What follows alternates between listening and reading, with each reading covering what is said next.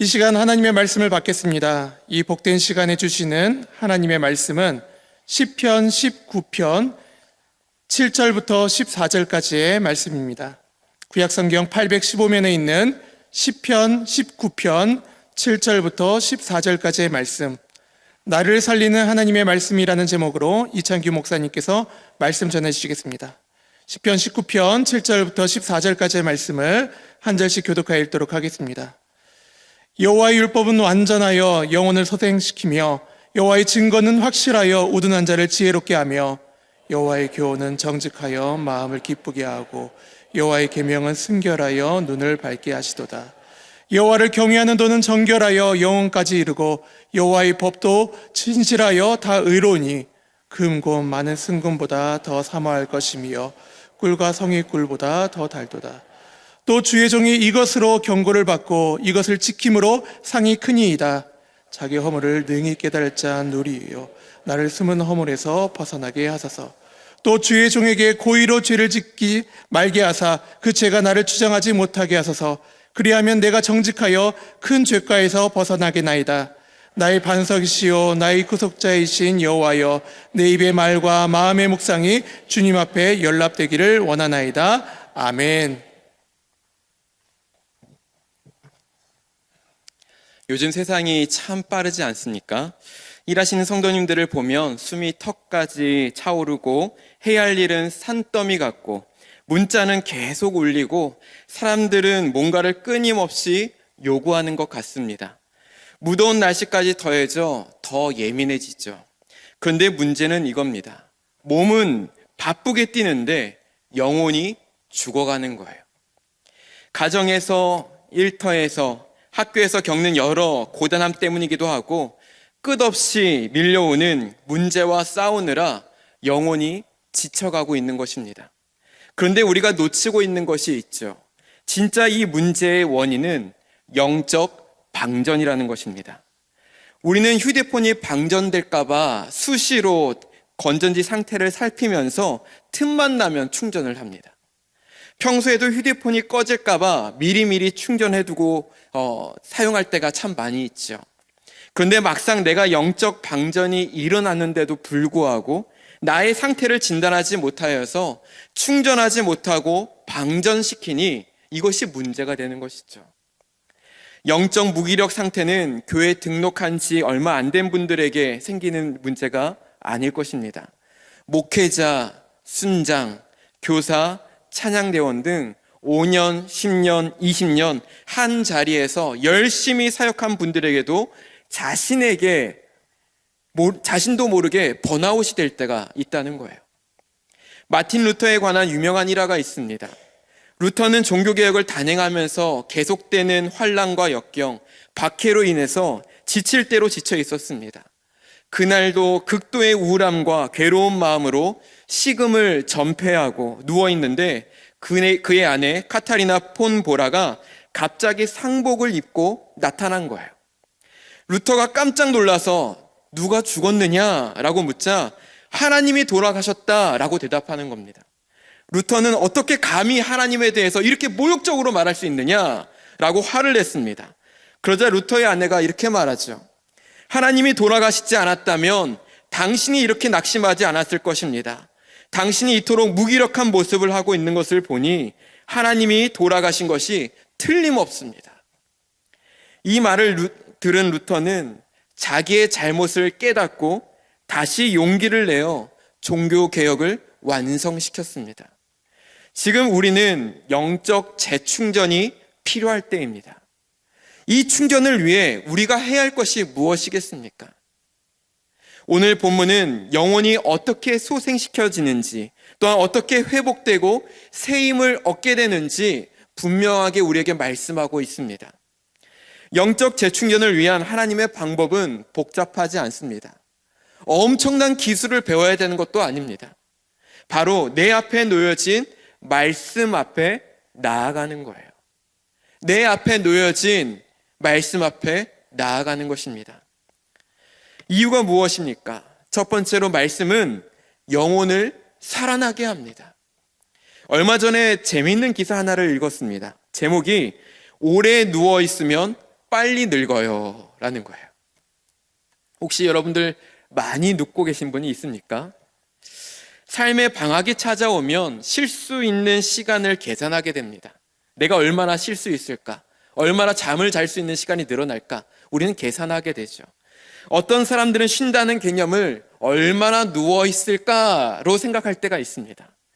침대와 친해지고 소파와 짝꿍이 되기도 합니다.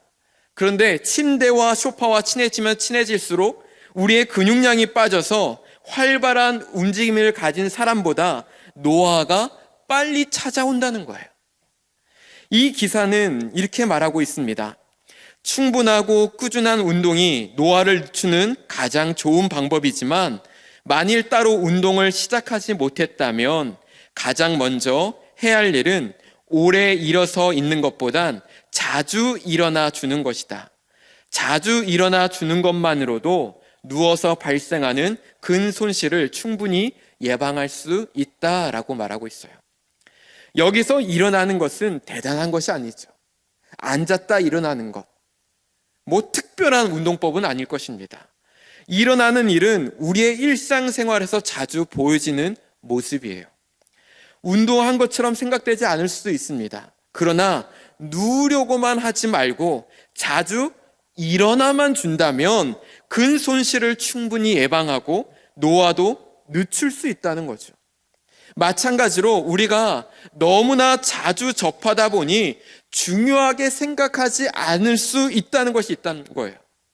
너무 분주하고 바쁘다는 핑계로 매번 차선으로 미루게 되고 있죠. 무엇입니까? 바로 성경을 읽는 거예요. 자꾸 그 성경을 읽는 것을 차선으로 미루고 정말 중요하게 생각하지 않아 자꾸 그것을 멀리하게 되죠. 성경을 읽는 시간이 중요한 이유가 무엇이겠습니까? 하나님께서 우리를 만나주시는 시간, 우리에게 힘을 불어넣어주는 시간이기 때문이에요. 그래서 성경은 말씀에 대해서 이렇게 말해주고 있습니다. 7절, 오늘 본문 7절에서 9절 말씀입니다. 여호와의 율법은 완전하여 영혼을 소성시키며 여호와의 증거는 확실하여 우둔한 자를 지혜롭게 하며 여호와의 교훈은 정직하여 마음을 기쁘게 하고 여호와의 계명은 순결하여 눈을 밝게 하시도다. 여호와를 경외하는 도는 정결하여 영혼까지 이르고 여호와의 법도 진실하여 다 의로우니. 예수님을 만나면 새롭게 변화되어지고 힘을 얻고 기쁨을 찾듯이 성경을 통해 얻는 유익도 마찬가지입니다. 그래서 성경을 읽으면 우리는 하나님을 만나는 것이고 이 만남을 통해 우리가 다시 살아나는 줄 믿습니다. 믿으십니까? 아멘. 하나님께서는 성경을 읽는 자마다 영혼을 소성케 하시고 솔로몬처럼 지혜롭게 하시며 삶의 기쁨으로 충만하게 하길 원하십니다. 또한 우리의 눈을 열어서 하나님의 뜻을 밝혀 알며 죄를 멀리하여 영원토록 정결한 삶을 살게 하시고 주의 인도하심으로 의롭게 살아가기를 원하신다는 거예요. 그래서 오늘 이 말씀 7절부터 9절까지의 말씀이 성경에 대해서 우리에게 가르쳐주는 유익인데 우리가 다시 한번 이 말씀을 다 같이 읽어봤으면 좋겠습니다. 우리 같이 한번 읽어보겠습니다. 여호와의 율법은 영혼을 소성시키며 여호와의 증거는 확실하여 우둔한 자를 지혜롭게 하며 여호와의 교훈은 정직하여 마음을 기쁘게 하고 여호와의 계명은 순결하여 눈을 밝게 하시도다. 여호와를 경외하는 도는 정결하여 영혼까지 이루고 여호와의 법도 진실하여 다 의로우니. 아멘. 성경 정독 대회에 참여하는 모든 성도들에게 이러한 유익이 함께하기를 소망합니다. 이것이 영적 재충전의 시간에 성경 정독 대회를 하는 이유가 아닐까요? 투명 항아리에 돌과 모래, 물을 넣는 실험을 할 때 어떤 순서로 넣어야 남김없이 다 넣을 수 있겠습니까? 우리가 너무나도 잘 알죠. 정답은 가장 크기가 큰 순서대로, 즉 돌부터 넣어야 합니다. 이 실험의 의미는 가장 본질적인 것부터 먼저 해야 된다는 것이죠.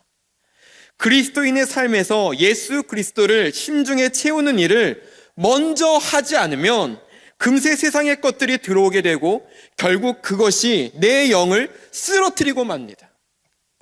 학기 중에 다락방 소그룹으로 매주 모여 우리는 말씀을 묵상하고 나누고 또 우리의 삶을 점검하는 시간을 갖습니다.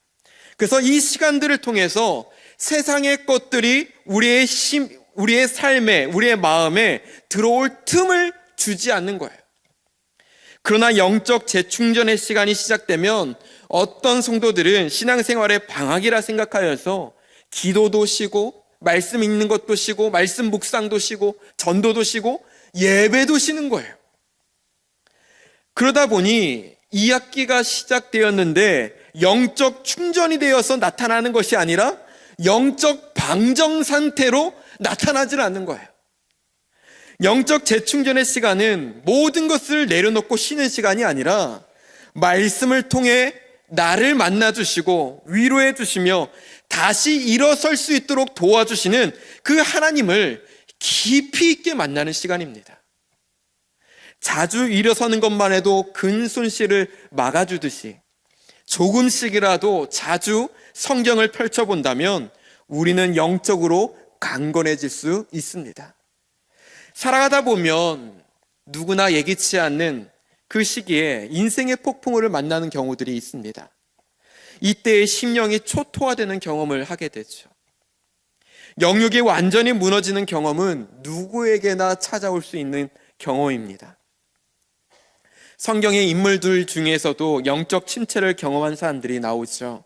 대표적으로 엘리야는 영적 침체로 사람을 피해 이스라엘 끝인 브엘세바까지 도망치게 됩니다. 이방 선지자 850명과 싸워 승리했지만 자기가 노력한 거에 비해서 변한 게 없는 그 북이스라엘의 상황에 낙심하게 됩니다. 또 이세벨은 자신을 죽이려고 달려드니 너무나도 큰 두려움에 휩싸이게 되죠. 결국 사람들에게서 도망쳐 하나님 저를 빨리 데려가 주세요 라며 간절히 기도하고 맙니다. 빨리 데려가 달라는 엘리야의 기도를 하나님께서 들어주셨을까요? 아니요, 들어주시지 않았습니다. 오히려 하나님께서는 엘리야에게 부드럽게 다가가 그를 만나 주셨죠. 그리고 위로하여 주시고 말씀하여 주셔서 다시 힘을 얻어 달려갈 수 있도록 도와주셨습니다. 엘리야의 모습을 보면 아무리 수고하고 애써도 변하지 않는 것에 지쳐버린 나의 모습을 발견하게 됩니다. 자녀 양육도 일터도 관계도 내 계획대로 내 생각대로 되지 않아 곧 방전이 되다 보니 이제 다 그만두고 싶어요, 포기하고 싶어요, 손 놓고 싶을 때 주님은 조용히 우리에게 다가와 말씀하십니다. 나에게 들려주시는 말씀이 분명 나를 소성케 하고 다시 일어서게 할 줄 믿습니다. 베드로도 마찬가지였어요. 베드로는 예수님과 제자들 앞에서 주와 함께 오게도 죽는 데까지 제가 따라가겠습니다 호언장담했습니다. 그런 그가 3번씩이나 예수님을 부인하죠. 그 순간 베드로의 마음은 어떠했을까요? 자기 자신에 대해 환멸을 느끼지 않았을까요? 그런 자신의 모습에 얼마나 부끄럽고 실망했을까요? 영적 침체를 겪은 그는 결국 예수님께서 십자가에서 돌아가신 후 사명의 자리가 아니라 갈릴리로 돌아가 어부로 살아갑니다. 다시 이전의 삶으로 돌아가 버리죠. 목적 없이 살아있으니까 그냥 사는 그런 삶을 살아가는 거예요.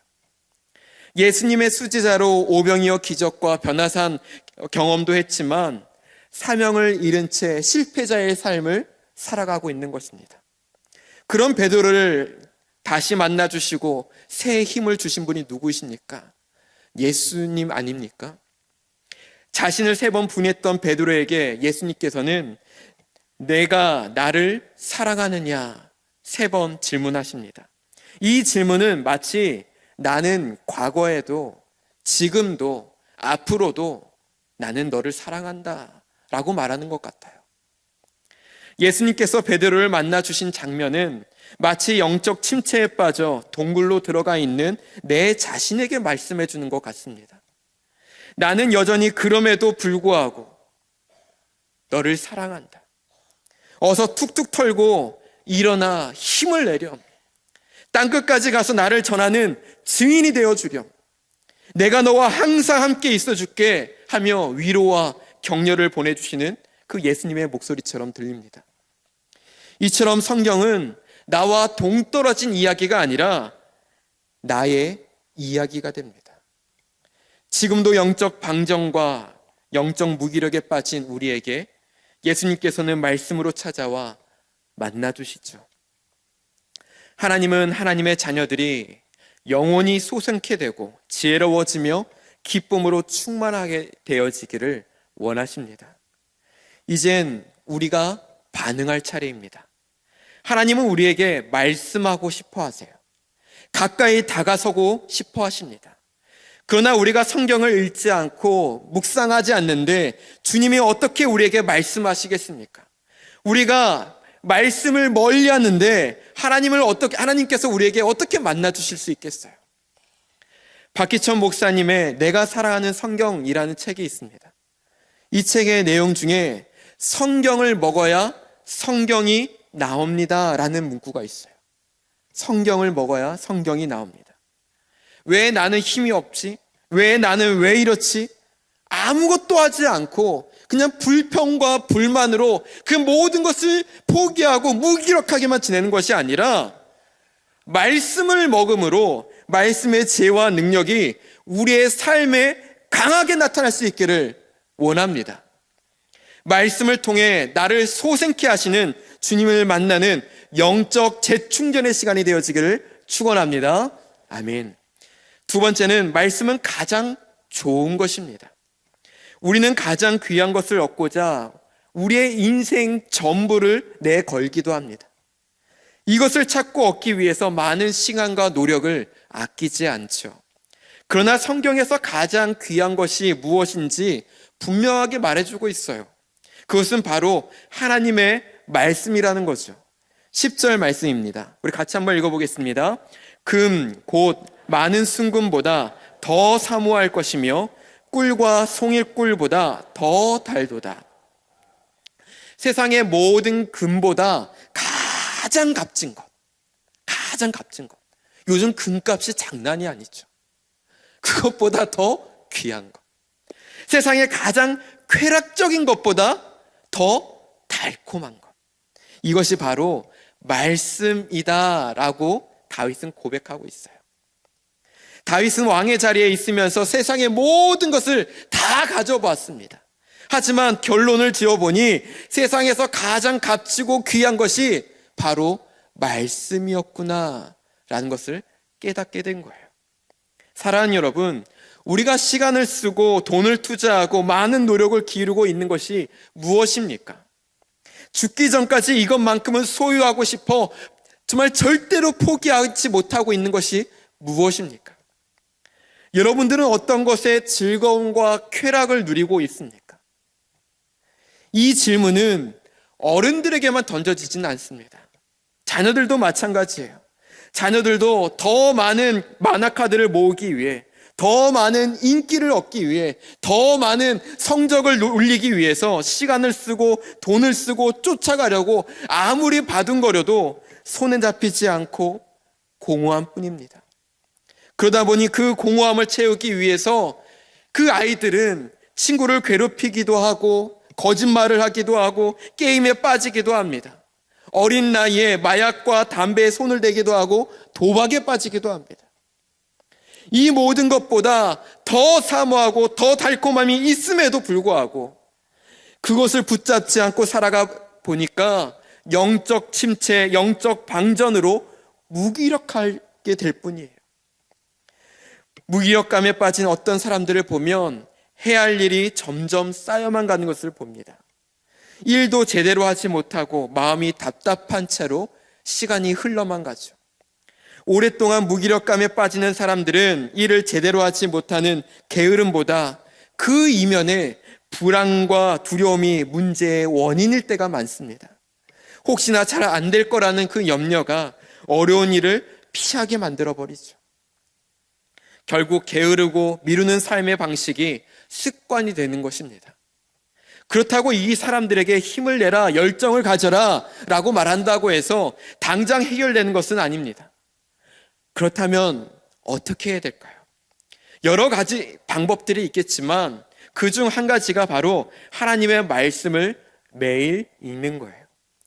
말씀은 하나님이 주신 소명과 열정으로 살아가야 하는 이유를 기억나게 하기 때문입니다.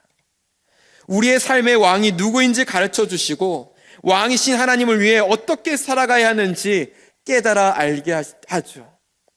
그러면서 잘못된 길로 가던 나의 삶과 목적과 꿈, 열정과 노력의 방향들이 길을 잘못 가면 내비게이션이 다시 재설정해 주듯이 바른 방향으로 인도해 줍니다.